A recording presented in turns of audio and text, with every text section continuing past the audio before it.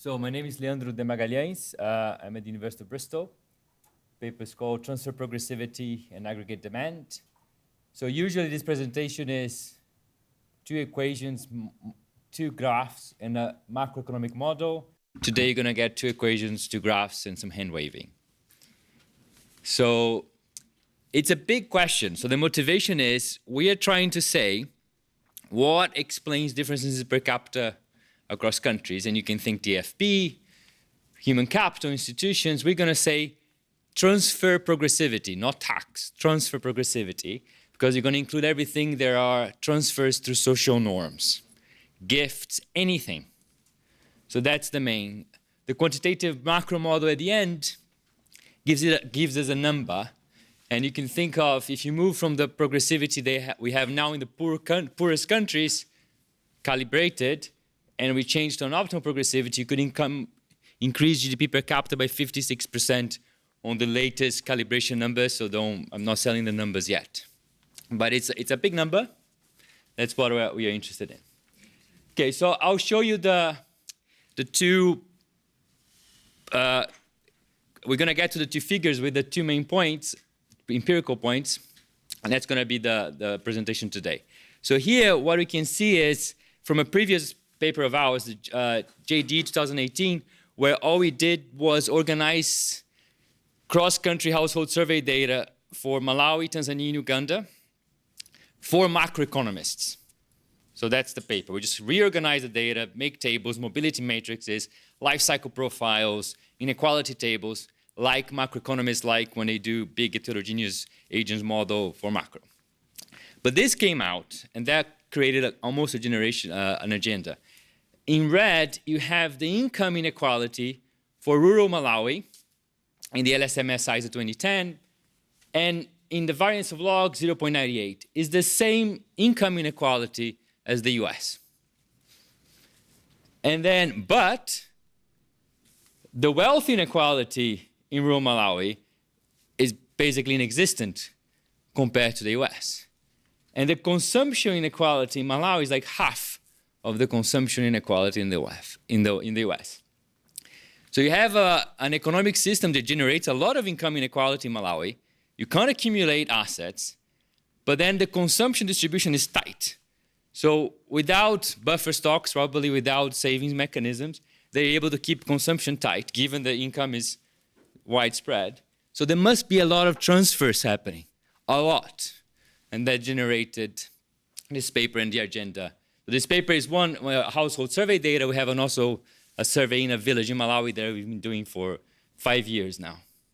So the equation, I want to jump to the last equation.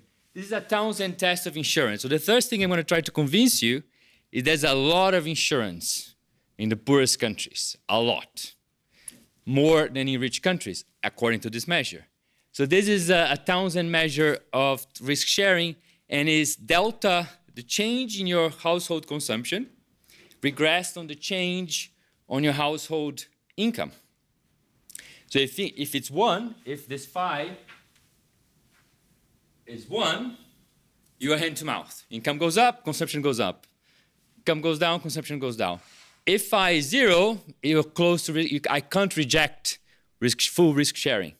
Income moves, your consumption is steady. Somehow you manage to keep your consumption steady. We don't know how, but that's what you do.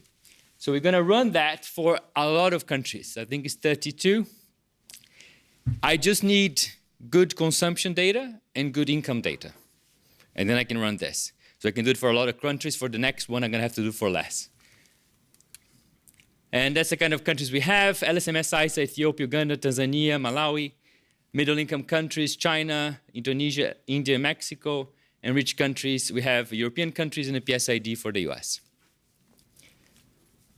So for now, only consumption. So this is the residual income growth. So that's the change in income. It's residual because it took away characteristics of the household head and household size, but nothing. So you change income, and here's a change in consumption. So if this is flat, that's full insurance. If I run a regression that's flat, it's full insurance. If this is the 45-degree line, this is the hand to mouth, right? So this will be, and this is the poor country household level data for all the poor countries pulled together, and if you try to put a line through it, it's basically flat. It's not flat, but close to flat. Is this all consumption or only market goods? All consumption. Yeah, so this is especially on consumption is going to be very important. Yeah, yes, all consumption. That's why it's nice for especially the LSMS ISA has that, and also we can do that comparison. And you can do for the sake of time, you can do this for the middle income countries, and then you can do for the richer countries, and you can see that the beta, that estimate, sort of moves away from the flat. So it's like you're moving away from full risk sharing. So that's the evidence I can show you that there is more insurance among the poorest. I haven't told you why and so on, you can discuss that, but there is more, according to this measure. Okay, and you can do it by country, you can run a regression, but now we're going to move on to the second point. The second point that also came up with from the first paper is, it became actually stated in the working paper version, is that if you do, what we did is put the quintiles of rural income. So this is an inequality measure, the lowest quintile to the highest quintile. And this is the share of income for the lowest quintile in rural Malawi. Labor, agriculture, business, and transfers from the questionnaire. And then food gifts, this was a trick. Food gifts comes from the consumption side of the questionnaire. So he asks how much have you eaten last week, that is your own production, purchased, and food gifts. And if you take the consumption food gifts from the consumption side, annualize it, and put it on the income side, for the lowest quintile, food gifts is 17% of their income. It's almost as much as labor. It's huge. It's really important for the lowest quintile. And it fades away as you go to the upper quintile, so you can see there's probably a progressivity there, and that's what I'm going to try to show you next. Good. Sorry, can I ask you? Yeah. Sometimes, now I remember the questionnaires, sometimes there's also a question about in-kind. Yeah, we have it all. We have, yeah, so yes, we have in-kind transfers. Can we leave questions at the end, please, just so we manage the time? Thank you. We have in-kind, yeah, so to put in place in the literature, I think there is a lot of micro papers looking at the problem.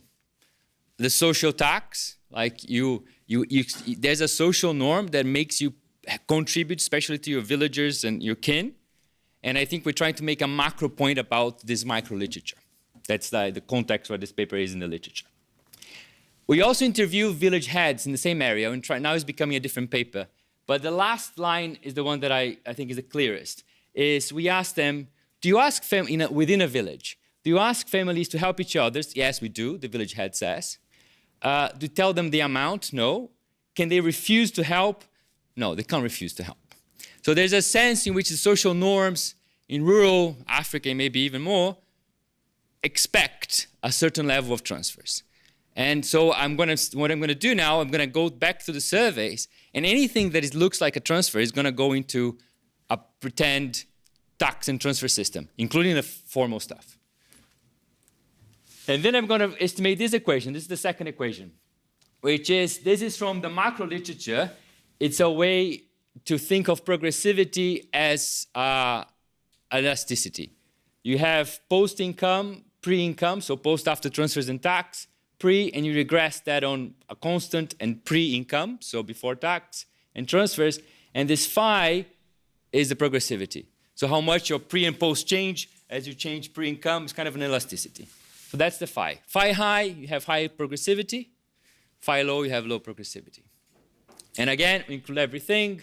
I'll skip this for now, but we discussed food gifts are there. I'll put this table. So this is the main result. Is there are countries with better data than the others, and the blue line is the progressivity measure. Here in the US, I'll go back here, this is the one with the really nice data, so but there are a few of them. So the US, this is a heat code Storeslet in Violante paper in the AER a few years back, and they calculate very carefully progressivity, formal progressivity for the US, tax and transfers. We get their data, we get their code. The only thing I do to their data, and I move gifts, but private transfers in the US from pre-tax to post-tax to fit my model. And then the progressivity goes up a little bit from 0.18 to 0.20 something. That's that point here. And then Italy and Poland gives you net and gross income. So it's easy to calculate a formal progressivity, and they have private, so I calculate the total progressivity. And then I use Malawi, I use all the food gifts, all the in-kind transfers, all the remittances. Ethiopia, in the questionnaire they ask, have you shared the food? And then I said, oh, you shared the food, that's a transfer. So it's there. And then Indonesia and Mexico is a big mix. You can see in the data of informal transfers and progressa, subsidies for education. So it's all there. But it is, if you have this all-inclusive, informal social progressivity, the transfers progressivity, it is higher in the poorest countries, in the middle-income countries, than it is in the rich countries. You can extend the data. The blue line is the same. But Tanzania and Uganda, the data is not as good. There's very few questions on transfers. They only have food gifts. But it's still the same level as the rich countries, if you think about that. And then we have more rich countries, but they don't give me the net, so I have to do a funny calculation to get the formal progressivity. But the results are more or less there. The red dot is the formal progressivity only. I can leave the blue is everything, and the red is only the formal, only tax transfer from the government. And in that case, it's increasing GDP per capita, and that's already a result. No, there's another paper from 2 students from Penn that shows this from mostly rich countries, and we confirmed that. So it's not. But so what is the hand waving that I'm not going to show the model for? I think the best way to think about it, and we have data on a village. I don't have the number here, but you can do this at the village level and get a high progressivity. You can think of the high productivity in a model. The high productivity guy in Malawi is getting taxed more at the margin than the higher productivity guy in the US. So that has to have an effect on growth. So you put that in a model, and it does. You want to invest less human capital, you want to invest less in assets because you're going to be taxed more. Now, and then if you put optimal, you can calculate an optimal progressivity. It reduces the progressivity a bit, and then GDP per capita goes up. So increase GDP per capita. Does it increase welfare? That's a different question. Because welfare, this is providing us almost full insurance. So the welfare is like they have lower GDP, but in this model, but they have a lot of insurance. So if you compare steady states, you get a richer but lower insurance. So the welfare is not clear. And the welfare does increase a little bit if you compare steady states, but by much less. Now, the big question, and I'm silent on it, is the transition. I have no idea how we would transition. I have no idea if we should transition. We're just pointing out that there might be a trade-off between the social norms insurance and economic growth, as you know. That's it. Thank you.